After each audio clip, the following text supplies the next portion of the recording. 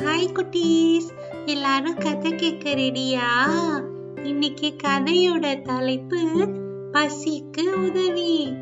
இன்னைக்கான மனப்பாட வசனம், நீங்களே அவர்களுக்கு போஜனம் கொடுங்கள் என்றார். மத்தேயு 14:16. இந்த பாடத்துல இருந்து நம்ம என்ன தெரிஞ்சுக்கிறோம்னா, மத்தவங்களுக்கு நம்ம உதவி செய்யும் போது நம்ம இயேசுவுக்கு சேவை செய்றோம். மாயாவும் லேயாவும் காலையில இருந்து விளையாடிட்டு இருந்தாங்க. எவ்வளவு சுவாரஸ்யமா விளையாடினாங்கன்னா, மத்தியானம் சாப்பாடு நேரம் வந்தது கூட தெரியாம அவங்க விளையாடிட்டு இருந்தாங்க. ஆனா அவங்க சாப்பிடுறதுக்கு நேரமானதுனால அம்மா அவங்கள சாப்பிடுறதுக்கு வர சொன்னாங்க. அவங்களுக்கு எது ரொம்ப நல்லதுன்னு அம்மாக்கு நல்லாவே தெரியும். நீங்க எப்பமாவது ஏதாவது மும்முரமா செஞ்சுட்டு நீங்க பசியா இருக்கிறத கூட மறந்து இருக்கிறீங்களா? இன்னைக்கு நம்ம கதை கூட பசியா இருந்த ஏறக்குறைய 5000 பேரை பத்தினதுதான். வாங்க நம்ம எல்லாரும் போய் அங்க என்ன நடந்துச்சுன்னு பாப்போமா? இயேசு 5000 பேரை போஷிச்ச அன்னைக்கு சில சின்ன சின்ன விஷயங்கள்லாம் நடந்துச்சு.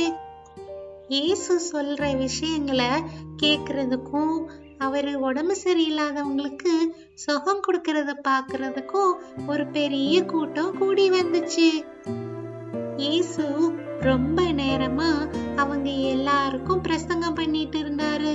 அதுல ஆண்டவருடைய அன்பை பத்தி அவங்க எல்லார்கிட்டயும் சொன்னாரு.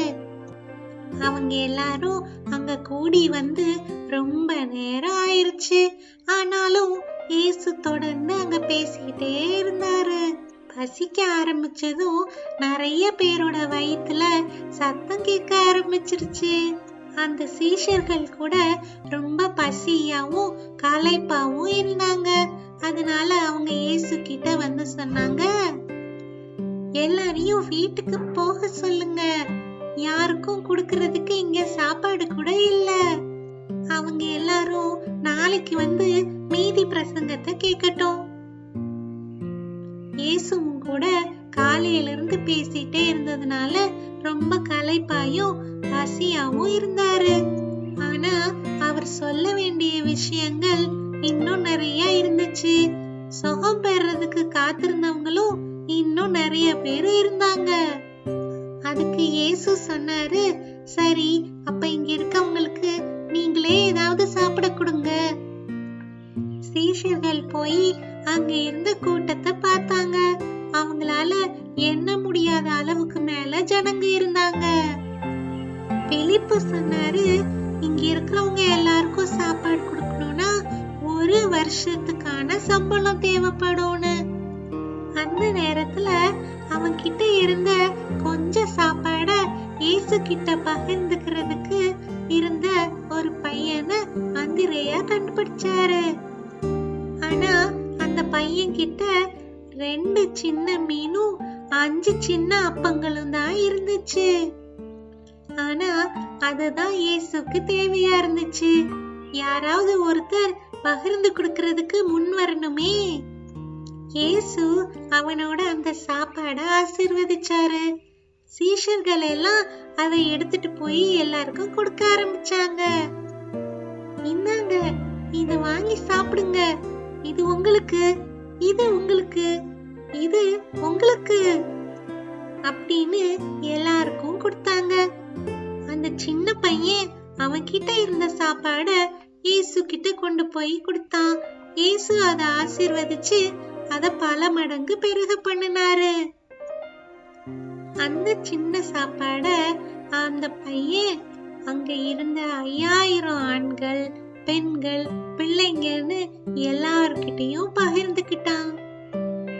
எல்லாரும் சாப்பிட்டு முடிச்சதுக்கு அப்புறம் சீஷர்கள் எல்லாம் மீதி இருந்தத 12 கூட நிறைய சேகரிச்சு கொண்டு வந்தாங்க. நீங்க பாத்தீங்களா? இங்க இருக்கிற 1, 2, 3, 4, 5, 6, 7, 8, 9, 10, 11, 12 12 கூட நிறைய மீதி இருக்கிற சாப்பாடு.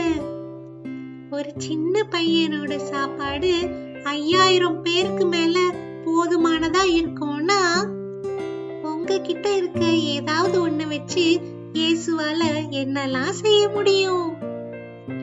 தேவைப்படுற ஒருத்தருக்கு உங்ககிட்ட இருக்க ஒன்ன பகிர்ந்துக்கிறதுக்கு நீங்க முன் வந்தீங்கன்னா ஆண்டவர் அத பல மடங்கா ஆக்குவாரு.